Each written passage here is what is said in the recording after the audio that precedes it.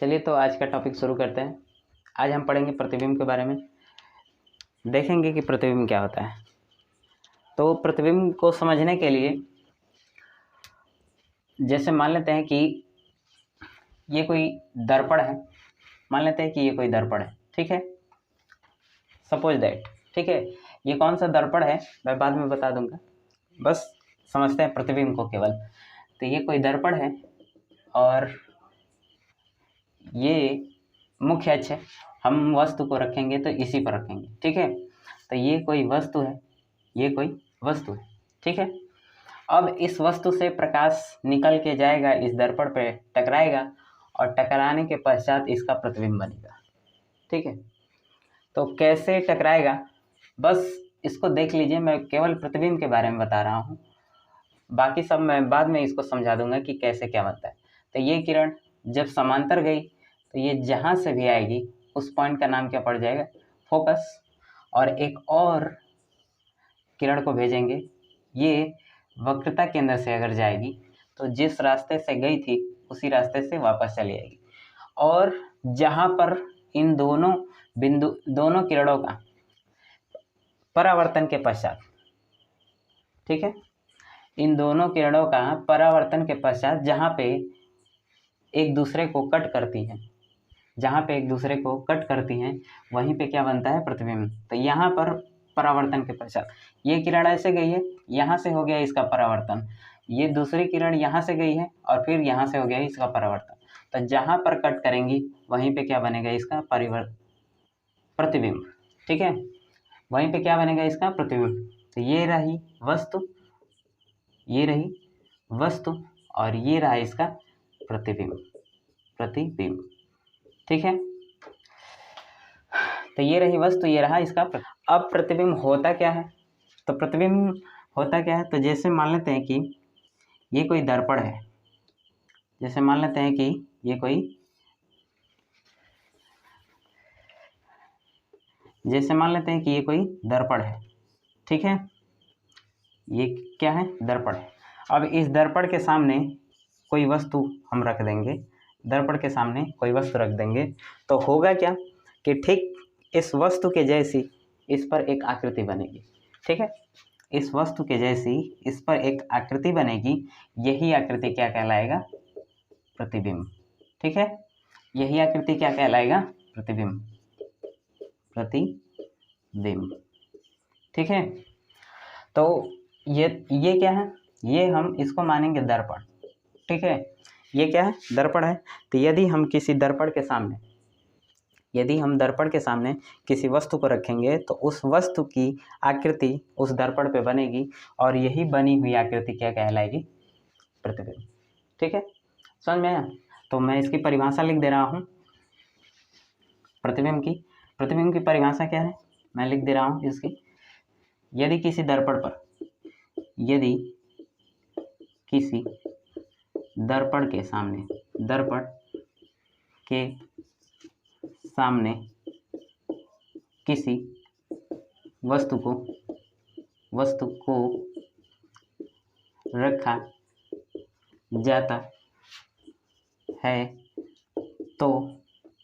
तो उस वस्तु की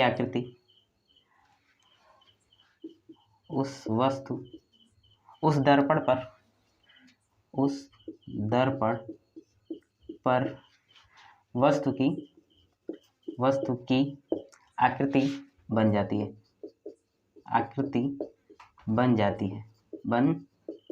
जाती है, ठीक है। यदि किसी दर्पण के सामने किसी वस्तु को रखा जाता है तो उस दर्पण पर वस्तु की आकृति बन जाती है, यही आकृति क्या कहलाएगा, यही आकृति क्या कहलाएगा, प्रतिबिंब कहलाएगा, ठीक है। यही आकृति क्या कहलाएगा, प्रतिबिंब कहलाता, ठीक है। अब प्रतिबिंब बनता कहाँ पे है, तो प्रतिबिंब बनेगा कहाँ, मैंने क्या बताया कि परावर्तन के पश्चात किरणें जहाँ पर आके मिलती हैं, परावर्तन के पश्चात किरणें जहाँ पर आके मिलती हैं वहीं पर क्या बनता है, प्रतिबिंब। तो मैं इसको भी लिख दे रहा हूँ, नोट पॉइंट पे इसको लिख लेंगे। परावर्तन के पश्चात पश्चात परावर्तन के पश्चात किरणें जहाँ आकर मिलती हैं वहीं पर प्रतिबिंब बनता है। वहीं पर प्रतिबिंब बनता है। ठीक है, तो प्रतिबिंब इसमें कहाँ बना? तो प्रतिबिंब बना C और F के बीच में। ये सब क्या है मैं बाद में बताऊंगा। ठीक है, तो इसको हम अगले टॉपिक में समझेंगे कि कैसे ये बना है। ठीक है, बस अभी के लिए आप इतना समझें कि प्रतिबिंब बनता कैसे है। ठीक है, प्रतिबिंब बनता कैसे है इसको केवल समझना है। ये सभी चीज़ें मैं अगले टॉपिक में बता दूंगा। ठीक है, अब आगे देखते हैं। तो आगे क्या देखेंगे? तो जैसे ही इसमें बताया गया है कि यदि किसी दर्पण के सामने किसी वस्तु को रखा जाए, ठीक है, तो अब ये देखा जाएगा कि आखिर दर्पण क्या है। ठीक है, अब देखा जाएगा कि दर्पण क्या है। तो दर्पण को देखते हैं क्या होता है दर्पण।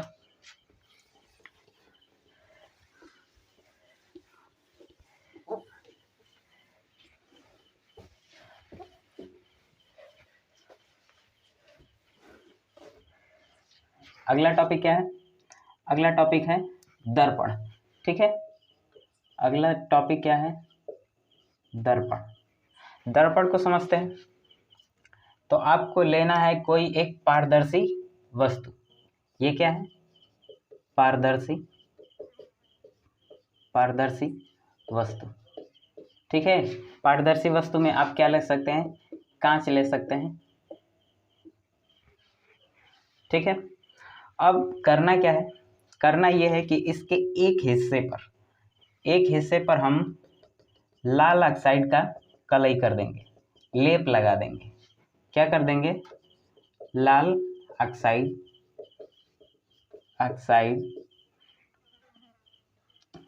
ऑक्साइड का लेप लगा देंगे। ठीक है, कलई कर देंगे। लाल ऑक्साइड का क्या कर देंगे? कलई कर देंगे। ठीक है, तो होगा क्या? एक हिस्से की तरफ अगर हम लाल ऑक्साइड का कलई कर देंगे तो दूसरा वाला हिस्सा क्या हो जाएगा? दूसरा वाला हिस्सा चमकदार हो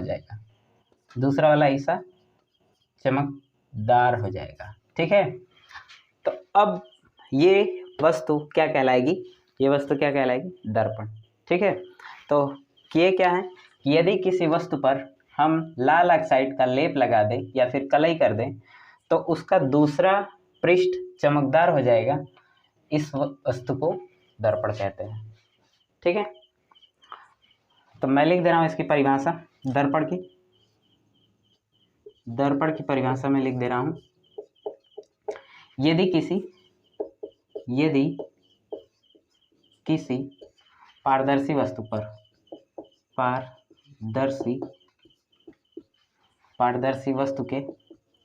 वस्तु के एक हिस्से पर लाल ऑक्साइड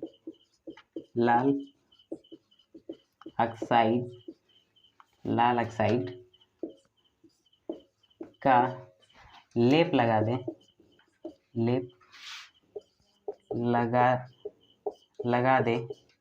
तो दूसरा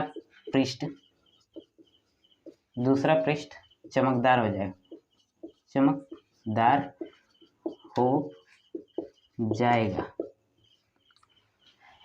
इस वस्तु को दर्पण कहते हैं। ठीक है, समझ में आया दर्पण की परिभाषा? दर्पण क्या होता है? तो अब हम देखते हैं आगे दर्पण के प्रकार। अब आगे क्या है? दर्पण के प्रकार। तो देखते हैं दर्पण के प्रकार कितने होते हैं। तो दर्पण के दो प्रकार होते हैं। दर्पण के कितने प्रकार होते हैं? दर्पण के दो प्रकार होते हैं। पहला है समतल। पहला क्या है? समतल। ठीक है। और दूसरा क्या है, गोलीय। दूसरा क्या है, गोलीय। पहला है समतल दर्पण और दूसरा है गोलीय दर्पण।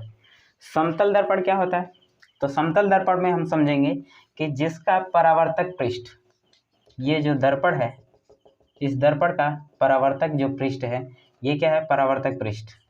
ये क्या है, परावर्तक पृष्ठ। ये कैसा है, ये है समतल। ठीक है, तो परावर्तक पृष्ठ कैसा होना चाहिए, समतल। समतल। तो ऐसे दर्पण को क्या बोला जाएगा, समतल दर्पण। और जिसका परावर्तक तल गोलीय हो, जैसे मान लेते हैं कि ये है, जिसका परावर्तक तल गोलीय हो, उसे हम गोलीय दर्पण कहते हैं। समझ में आया। तो जिसका परावर्तक तल गोलीय हो उसे हम गोलीय दर्पण, और तथा जिसका परावर्तक तल समतल हो क्या कहलाएगा, समतल दर्पण। तो इसका परावर्तक पृष्ठ कैसा है, इसका जो परावर्तक पृष्ठ है वो कैसा है, गोलीय। अब हम समतल दर्पण को पहले पढ़ लेते हैं, उसके बाद से गोलीय दर्पण को पढ़ेंगे। तो आगे देखते हैं समतल दर्पण के कुछ गुणधर्म।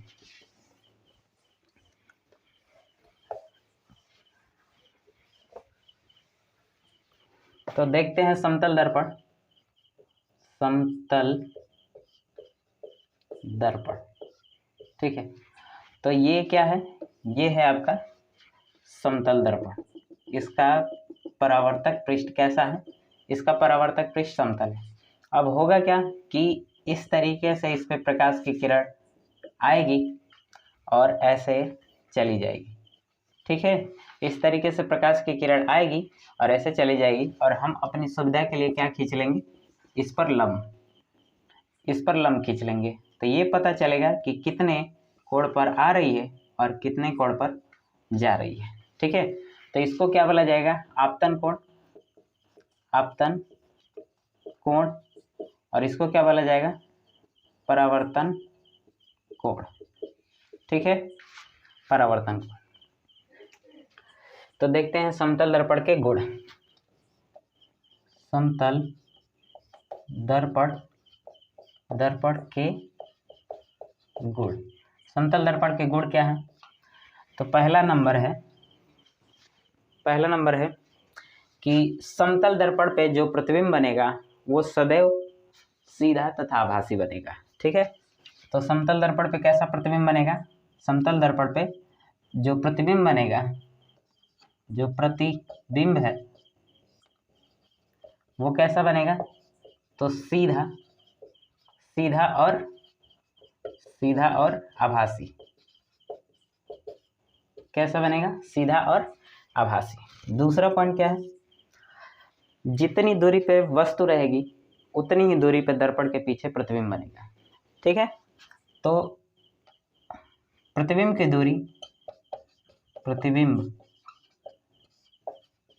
दूरी और वस्तु की दूरी क्या होती है, आपस में बराबर होती है।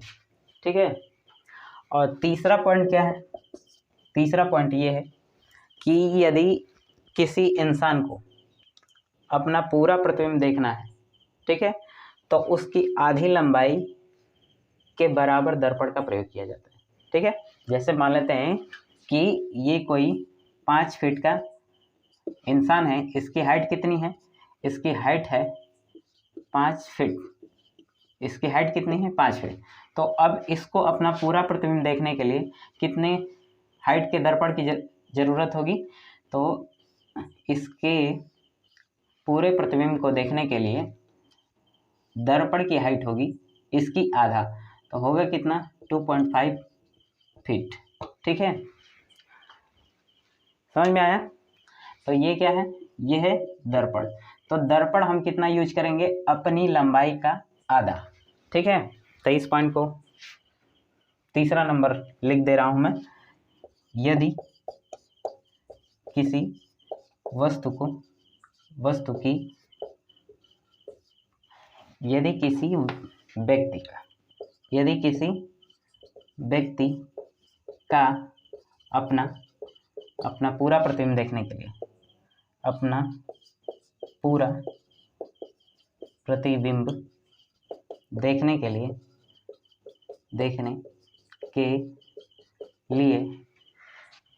आधे लंबाई की आधे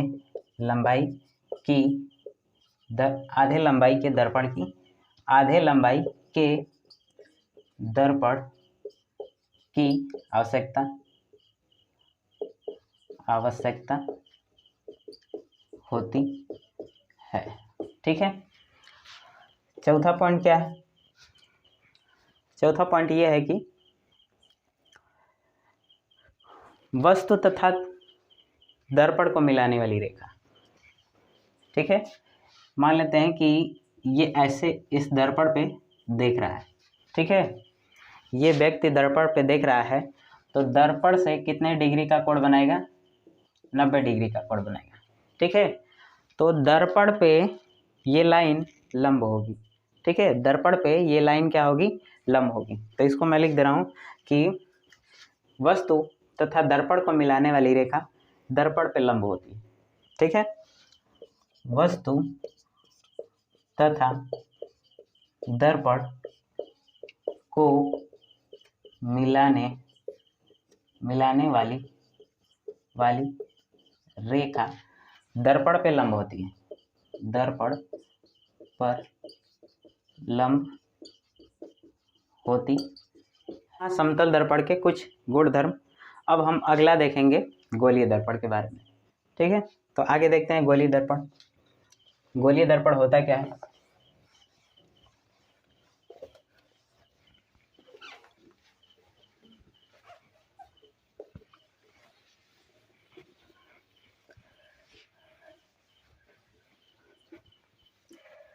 तो आगे देखेंगे हम क्या? गोलीय दर्पण। गोलीय दर्पण। ठीक है। तो गोलीय दर्पण क्या है? तो ऐसा दर्पण जिसका परावर्तक पृष्ठ गोलीय हो।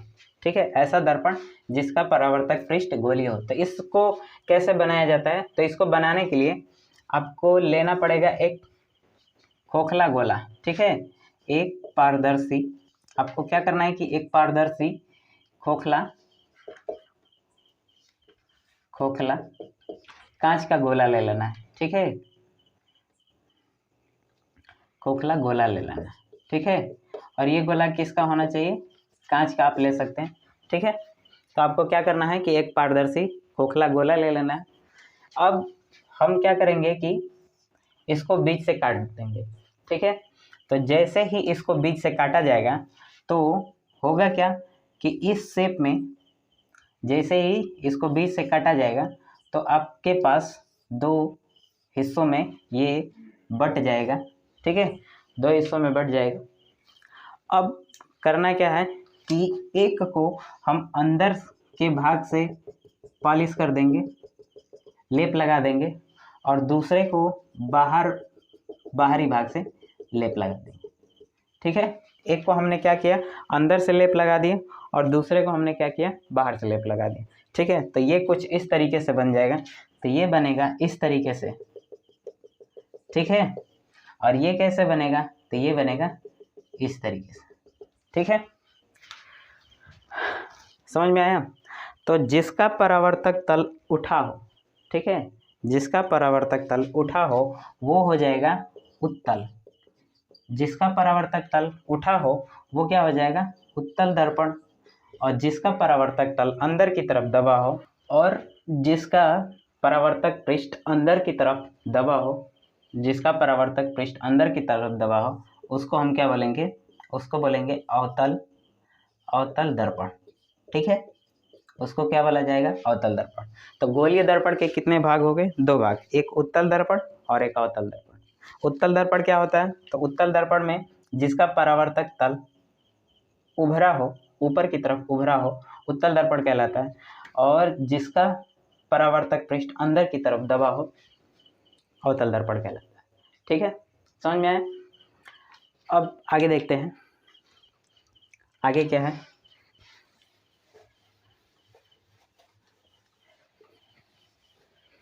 आगे इससे संबंधित कुछ परिभाषा देख लेते हैं। तो जैसे मान लेते हैं कि ये कौन सा दर्पण है, ये दर्पण है अवतल दर्पण, ये है अवतल दर्पण। कौन सा दर्पण है, अवतल दर्पण, ठीक है। अब ये कौन सा दर्पण है, ये है उत्तल दर्पण। ये कौन सा है, उत्तल दर्पण। हम पहचानेंगे कैसे, तो इसका परावर्तक पृष्ठ अंदर की तरफ दबा है तो इसलिए ये अवतल दर्पण बोला जाता है, और इसका परावर्तक पृष्ठ ऊपर की तरफ उभरा होता है, इसको उत्तल दर्पण बोला जाता है। आगे देखते हैं, तो आगे क्या है, ये किसी न किसी एक गोले का हिस्सा है। अवतल दर्पण क्या है, अवतल दर्पण या फिर उत्तल दर्पण किसी न किसी गोले का हिस्सा है। तो उस गोले के केंद्र को हम यहाँ पे रख देते हैं।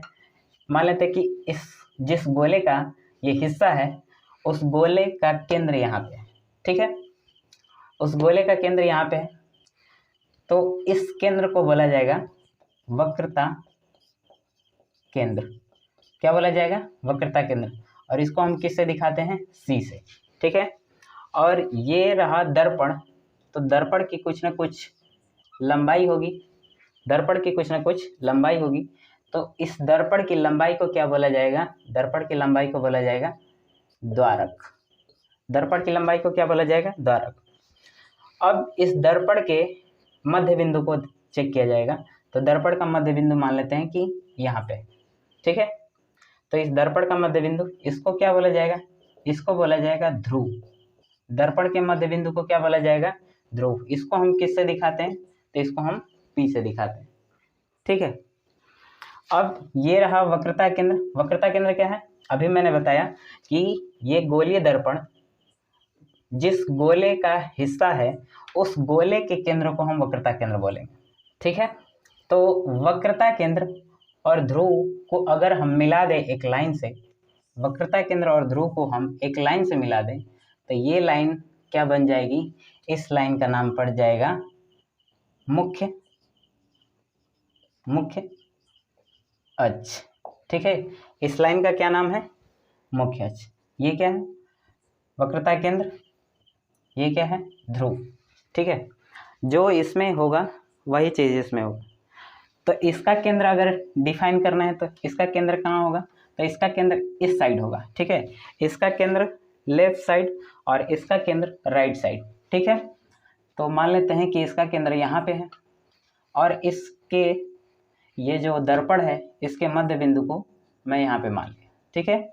तो वक्रता केंद्र और ध्रुव, वक्रता केंद्र और ध्रुव को अगर एक रेखा से मिला दें, वक्रता केंद्र और ध्रुव को अगर एक रेखा से मिला दें तो इस रेखा का नाम क्या हो जाएगा, इस रेखा का नाम हो जाएगा मुख्य अक्ष, ठीक है। इस पॉइंट का क्या नाम है, इस पॉइंट का नाम है ध्रुव। ध्रुव क्या होता है, दर्पण के मध्य भाग। ध्रुव क्या होता है, दर्पण के मध्य भाग को हम क्या बोलते हैं, ध्रुव बोलते हैं। वक्रता केंद्र समझ में आया, ठीक है। अब आगे देखते हैं, इसमें ध्रुव क्या है, दर्पण के मध्य भाग को ध्रुव बोलते हैं, इसे पीछे दिखाते हैं।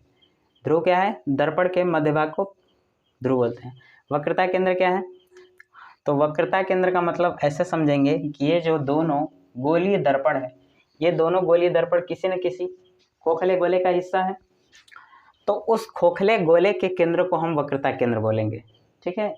जिस गोले का ये भाग है उस गोले के केंद्र को क्या बोला जाएगा, वक्रता केंद्र। जिस गोले का ये भाग है उस गोले के केंद्र को क्या बोला जाएगा, वक्रता केंद्र, ठीक है। अब वक्रता केंद्र और ध्रुव को मिलाने वाली लाइन, वक्रता केंद्र और ध्रुव को मिलाने वाली लाइन क्या कहलाएगी, मुख्य अक्ष। वक्रता केंद्र और ध्रुव को मिलाने वाली लाइन क्या कहलाएगी, मुख्य अक्ष, ठीक है। समझ में आया। और दर्पण की लंबाई को क्या बोला जाएगा, द्वारक, ठीक है। दर्पण की लंबाई को क्या बोला जाएगा, द्वारक। समझ में आया।